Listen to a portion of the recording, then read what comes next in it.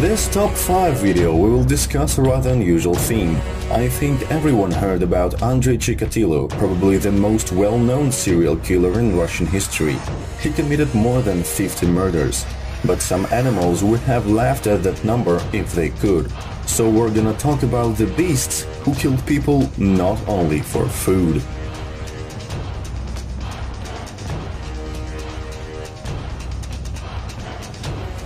The first incident took place in the Japanese village of Sankebetsu in December of 1915. In that area lived a huge brown bear called Kesagake. Every now and then he entered the village to eat some corn which was grown by the villagers. Eventually they got annoyed with the impudent beast and decided to kill him, but they only managed to wound Kesagake. He ran away into the mountains to heal his wounds and to build up the anger. A few weeks later he came back to kill a daughter and the wife of one of the villagers. He dragged the woman's corpse into the forest. 30 men gathered and entered the forest to kill the beast. It was easy to track him down as the blood track was fresh. They met Kesagake and shot him, but couldn't kill him again. The brown bear retreated and realized that the village remained unprotected as all the guardsmen were trying to catch him. He returned to Sankebetsu and attacked the Miyoki family house, where he killed 2 children and a pregnant woman. According to the witnesses, she begged the bear for mercy, but it was useless. When the hunters realized their mistake, they came back to the village. The Miyoki house looked more like a slaughterhouse. The villagers were horrified and the majority of the guardsmen simply ran away. In several days, Kesagake killed 7 more men. In the end, hunters from the nearby villages and towns gathered to kill the beast, which they did after a few days of tracking him down. Horrible murders finished, but a lot of those who were wounded and injured by the bear died. Similar story happened in India in 1957. A young bear was injured by people and grew up being very angry and aggressive. One day he decided to get even with humans and started to attack everyone he met. He didn't eat the majority of his victims, so that means that the hunger wasn't his motivation. By the moment the beast was shot down, he had killed 12 men. These stories are indeed horrifying, but paraphrasing the words from the Scorpions song, the worst is yet to come.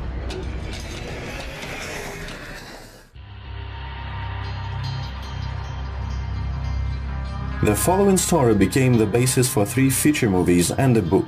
As part of the construction of a railway linking Uganda with the Indian Ocean at Kilindi Harbour, in March of 1898 the British started building a railway bridge over the Tsavo River in Kenya. The project was led by Lieutenant Colonel John Henry Patterson. All was going fine, but one day the Indian workers started missing at night. Nobody could guess why they were disappearing.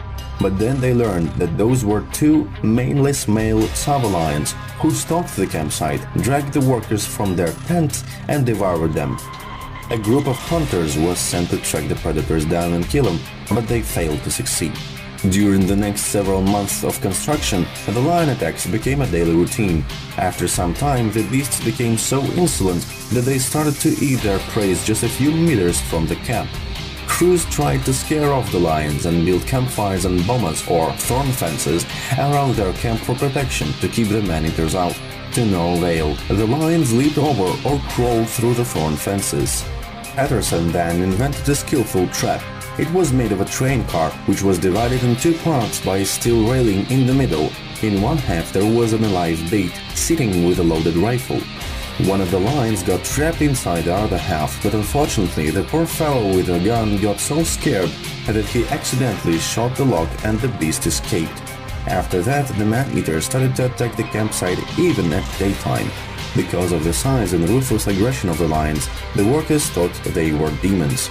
Eventually, the Indians abandoned the area and the construction of the bridge stopped. After that, Lieutenant Colonel Patterson decided that he had it with these lions and went into the wildlands to kill the monsters. He found the lion's lair, a cave near the Tsavo River, which was filled with the remains of dozens of people. This was very unusual because normally lions don't have lairs at all. Also, Patterson found out that the predators ate less than a half of all the workers they had dragged from the camp. So this means they were killing people just for fun. After repeated unsuccessful attempts, he shot the first lion on December 9th of 1898. 20 days later, the second lion was found and killed. The construction crew returned and finished the bridge in February of 1899.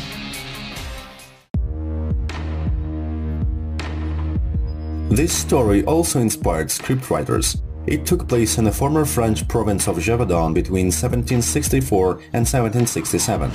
In June of 1764, a young girl who was pasturing sheep in the field was brutally murdered. 1 month later, 2 kids were found dead. During the following 2 months, 5 more children were killed. 2 local hunters managed to track down the beast and even wounded, but the killer ran away. After some time he came back and continued to terrorize the province. He got a nickname of the Beast of Gévaudan. When the number of attacks became really scary, the government officials became involved in this matter. Military was sent into the woods of Gévaudan to kill the man-eater, but they failed. In October, 2 hunters met the animal and shot it, but the predator managed to escape once again. This encounter enraged the man-eater, and he started to kill people even more frequently. Most of the victims remained almost untouched, so the hunters came to a conclusion that the Beast of Gévaudan was killing people for pleasure and fun. In April of 1765, the animal attacked a group of 4 children and killed them all. During the following year, more than 100 attacks and more than 50 deaths were recorded. Curiously enough, the beast killed only humans, even if the cattle was around. Another strange thing in this case was that nobody could clearly describe the beast. Witnesses' statements greatly varied. One said that it was a wolf dog, the others claimed it was a leopard or a panther. Some of them believed it was a hyena which escaped from a menagerie of some sort. Though most people are sure that hyenas are cowardly scavengers, in fact, they are quite dangerous predators. For example, in 2003, one particular hyena terrorized the territory of Malawi in Africa. Because of her attacks, 4,000 people abandoned their homes. Nevertheless, this problem was solved pretty quickly, which cannot be said about the Beast of Gévaudan. It ignored all the baits and escaped all the traps and all the battues. For 3 years, nobody could catch or kill the predator. With all that being said, it's safe to say that it wasn't just a mad man-eater. It was a very clever and witty animal. That's why the peasants were sure that they were dealing with a werewolf. But in the end, all the specialists and hunters came to a conclusion that it was just an extremely aggressive and large grey wolf. The other problem was that the area was inhabited by thousands of wolves. Because of that, the officials ordered to kill every wolf the hunters could find. A ruthless extermination of innocent animals began. Entire wolf packs were slaughtered, but the Beast of Gévaudan was still alive because more and more dead human bodies were found in the fields and forests. The number of these attacks made people think that there were more than one animal. Some witnesses said that they saw the beast accompanied by another man-eater. There were even reports that once or twice some mysterious person was seen beside the killer wolf. This version inspired the scriptwriters of the movie called Brotherhood of the Wolf. The bloody story of the Beast of Gévaudan ended on June the 19th of 1767 during one of the most massive battues. One of the hunters, called Jean Chastel, managed to kill the man-eater. Being a very religious person, Jean loaded his rifle with blessed silver bullets. During arrest, a huge grey wolf jumped out of the forest near Chastel. Without any hesitation, he shot the animal twice. Upon being opened, the animal's stomach was shown to contain human remains of a girl which had disappeared the day before. By the moment the Beast of Gévaudan was killed, it had murdered more than 100 inhabitants of the province.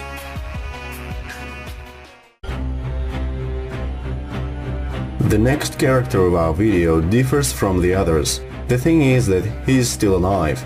We're talking about the scariest man-eater of our time, an old large Nile crocodile from Burundi called Gustave. Since Gustave has not been captured, his exact length and weight is unknown, but in 2002 it was stated that he could be easily more than 6 meters long and weigh more than 900 kilograms. He is rumored to have killed as many as 300 humans from the banks of the Ruzizi River and the northern shores of Lake Tanganyika. According to a popular local warning, he is said to hunt and leave his victims' corpses uneaten. This means he's not just a predator, but a serial killer. Gustave was estimated to be around 100 years old in order to achieve such outstanding size. However, furthermore, careful observation of Gustave revealed a complete set of teeth when he opened his mouth. Since a 100-year-old crocodile should be nearly toothless, according to the documentary film about him, he was estimated to be probably no older than 60 and likely still growing. More than once people tried to hunt down the monstrous reptile, but all the attempts were unsuccessful. Gustav is known for the 3 bullet scars on his body. His right shoulder blade is also known to be deeply wounded. In 2004, they tried to capture the crocodile with the help of a 9-meter-long steel cage trap and different kinds of bait, but none of them attracted Gustav or any other animal. All the photos with the dead body of the man-eater are fake, because in June of 2015, one resident claimed that Gustav dragged an adult bull buffalo on a riverbank.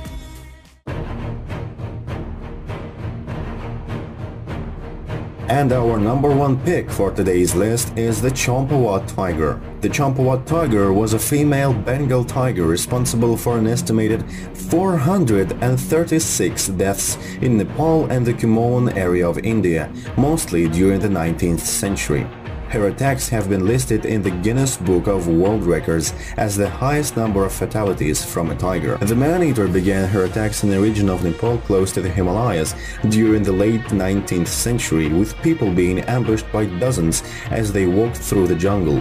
Hunters was sent in to kill the beast, but she managed to evade them. After the number of deaths exceeded 200, the Nepalese army was called in.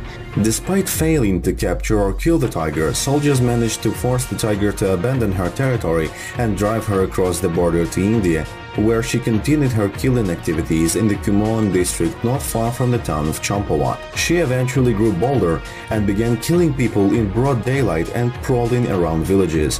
Life across the region grew paralyzed, with men often refusing to leave their huts for work after hearing the tiger's roars from the forest. In 1907, after the number of the animal's victims exceeded 400, the Indian government was in despair.